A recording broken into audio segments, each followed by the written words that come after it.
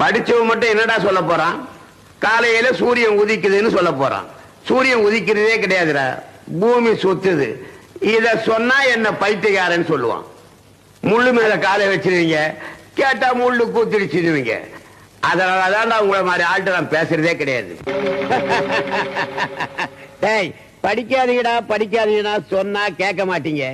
படிச்சா அறிவு வரும், அறிவு வந்தா கேள்வி கேட்ப. கேள்வி கேட்டீங்கன்னா பிரச்சனை வரும்னு சொன்ன, கேட்டீங்களா? இன்னைக்கு பாத்தியாடா, ஆஞ்சநேயருக்கு வடமாலை சாத்தினா மாதிரி உனக்கு வெடிமாலையே சாத்திருக்கிறேன். டேய், கொளுத்துக்கடா இவனை. நான் ஒரு புண்ணிய புருஷன்ட. இந்த ஆண்டவன் எங்க இருக்கானோ அங்கெல்லாம் அடிக்கடி மழை பெய்யும். குடிசையே போட்டு கொடுத்துருப்போம் உங்களுக்கு. மழை வந்தா நினைச்சிருவீங்க, நினைஞ்சா உங்களுக்கு காய்ச்சல் வரும். காய்ச்சல் வந்தா வேலைக்கு வர மாட்டீங்க.